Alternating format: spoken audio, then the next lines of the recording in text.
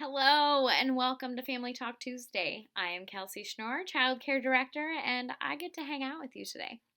So, a big topic I hear about a lot is discipline. I think now it's more relevant than ever. We're in the house with our kids, everyone's emotions are high, and now more than ever, they're probably trying to test their limits.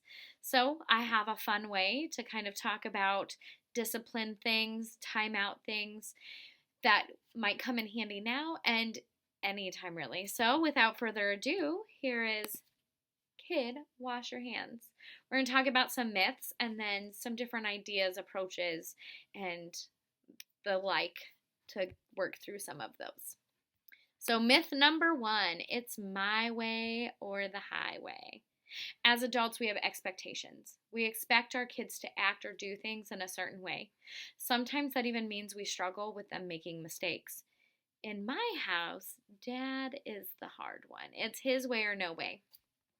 This ultimately comes down to a power struggle. And I don't have toddlers anymore, but I have. And I know that especially arguing with a 2-year-old or a 12-year-old is not ideal. They aren't even going to understand why in the world you're arguing with them in the first place. Or the other struggle in our house is their method of doing what's asked of them is different from what we expect. And that's okay.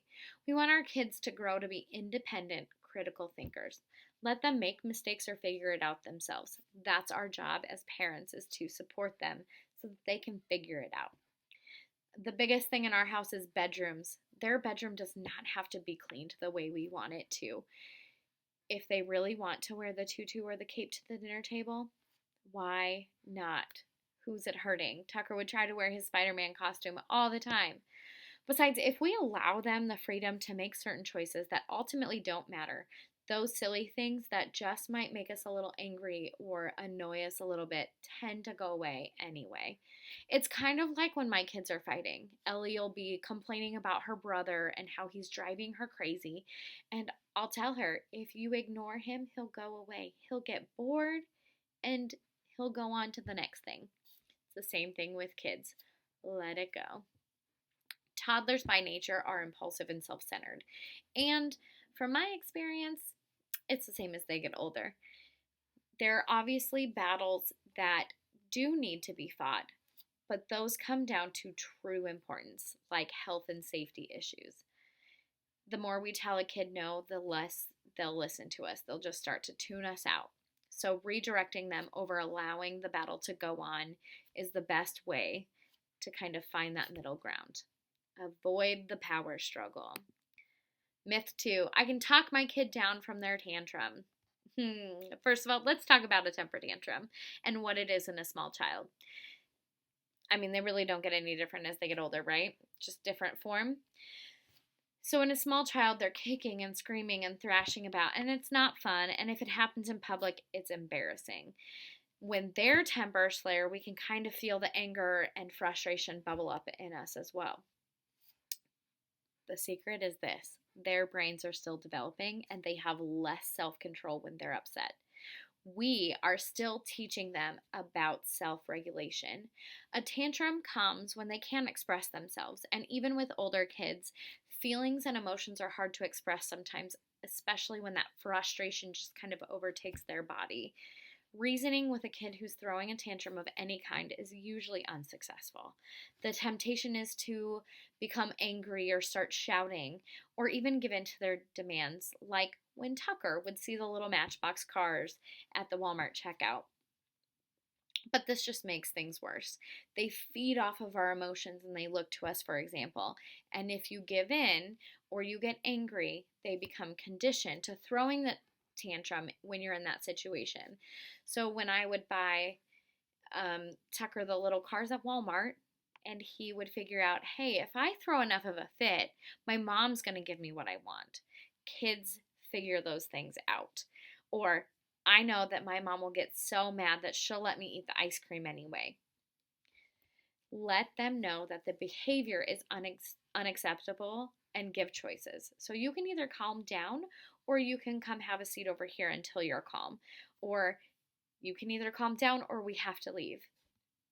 And sometimes we just can't leave where you are. There was a situation when Ellie was like 3, and we were in the way back of Walmart, back by the deli counter, and she saw a cookie or something in the center and she wanted it. And I had told her no, and she just kicked and screamed. And so in that situation, we couldn't leave because we had to get groceries. The best you can do is to ignore the situation. And I get it, it's hard. It was so embarrassing to push her as she's kicking and screaming and all of the things. But my kids have done it. Throw a fit until mom gives in. But if they're in the throes of a tantrum, they can't reason. It's not that they don't want to or that they refuse to, it's just that their brains aren't capable of reason in that moment. So once they're calm about the situation, give them the words and the actions to work through those emotions later. Your behavior also serves as the example for later success in handling stressful situations. So if they see you overcome with stress and emotion, they're going to use that in the future. Myth number 3. So the next couple of myths are about timeouts. And timeouts are a hot topic. They came as an alternative to spanking kids, I don't know, somewhere back in the 60s. I've read a few times. And there's a few myths and misconceptions attached to them. So the biggest thing about using a timeout is that instead of using them immediately when your kiddo is angry and overwhelmed, be sure you stop and let them know that you empathize with them and you're there to support them. Sounds super hippie, and if you ask grandma, she's going to be like, back in my day, we just threw them in timeout. But there is research about secure attachment bonds and better self-regulation skills if our kids feel safe and supported by a caregiver, a parent, anyone. So there's a lot of experts that believe timeouts can be effective when used correctly and in the right situations. You always hear a lot back and forth like timeouts are bad, timeouts are the only way, all the things. So let's talk about some of these. So there's a belief that timeouts are about getting your kids to think about what they've done wrong. Actually, they're primarily used as a let's stop, reset, and figure this out moment. Here at the center, we do a calm down corner is what I had in my classroom, or I even have one in my office. Let's calm down. You're not in trouble. You did something wrong and we have to talk about it, but I can't talk to you when you're upset. So using a timeout as a place for them to think about what they've done wrong. Let's be honest. When you were a kid, did you sit in timeout and think, man, I really shouldn't have hit my sister? Or did you think, gosh, my mom is mean. Why am I here? This is boring. Kids are not thinking about what they've done wrong. The real learning comes after the timeout, and then we go back to those other steps of talking them through the situation. The next thing is that it's okay to continue to give the child attention while they're in timeout. Kids crave attention even if it's negative. Timeout was originally short for time out from positive reinforcement. The theory is that by paying attention to misbehavior, it actually encourages kids to misbehave more. Even here at the center, our timeout is not a naughty chair or a specific corner. It's simply the lack of attention for a short time period that lets the kids see that their behavior caused a loss of attention instead of getting it. So you might see a kiddo sitting at the table while Miss Jen cuts something out, or might see them sitting on the side of the gym calming down. That is what we use for timeouts, and then we address the situation after the kiddo is calm. All right, so with all this, good luck on disciplining your kid.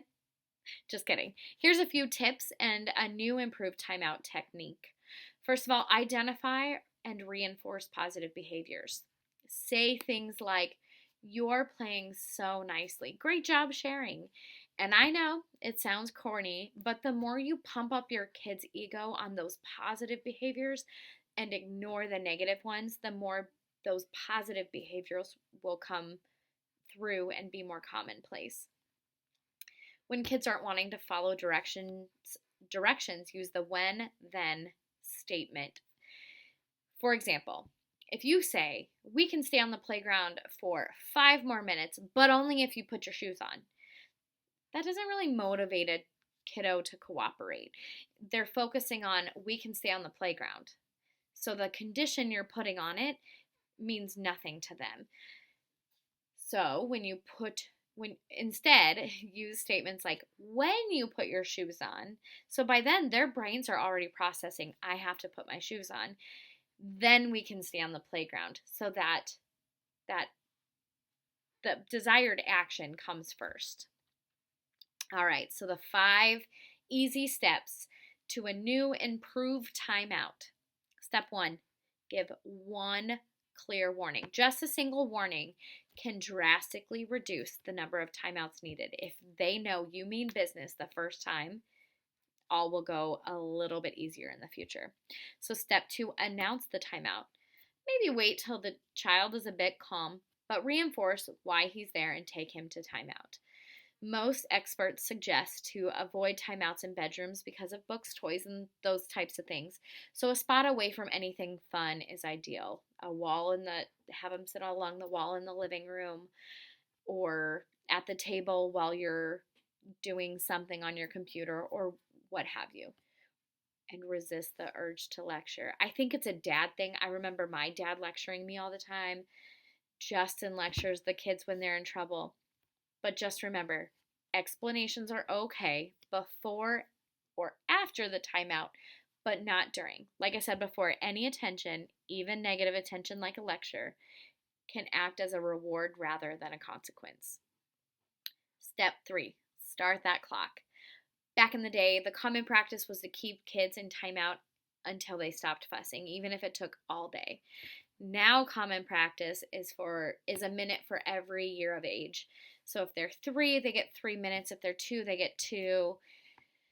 Man, my house would be so quiet because 9 minutes of timeout or 12 minutes of timeout would be great. But research is being done at the University of Florida, and it shows that even a 1 to 3 minute timeout is the most effective. The longer times might make it harder for your kids to sit in the future because they're just not capable of sitting.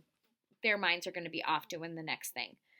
Step 4, make it boring. No talking, no eye contact, nothing. This takes a lot of practice, especially when they're over there by the wall yelling at you about how you're the worst mom in the world or you're the meanest dad ever, those kind of things. And so no matter what they ask, no matter what they say, ignore it. Step 5, when the timer goes off in the timeout. It doesn't matter if they're still messing around, sassing off, or crying. Once that timer goes off, the timeout is over. The more you use these steps consistently, the more they'll start to be effective. So when the timer goes off, let them up. Try to talk to them. Maybe they've calmed down enough to reason. They might still be crying a little bit, but maybe their brain is settled out and they're ready to reason with you. So, pick your battles. Strike while the iron is cold. Offer choices and be the example. These are the best ways to help our kiddos self-regulate and to get through the worst of tantrums. While most of this is for younger kids, they still work with some modifications for older kiddos. We still do timeouts in our house. So trust me, it'll be fine. I have no words. So I hope these were helpful. If you have any questions or you want to just ask anything about what I've talked about, feel free to reach out. But I hope you have a great day. Thanks, everybody.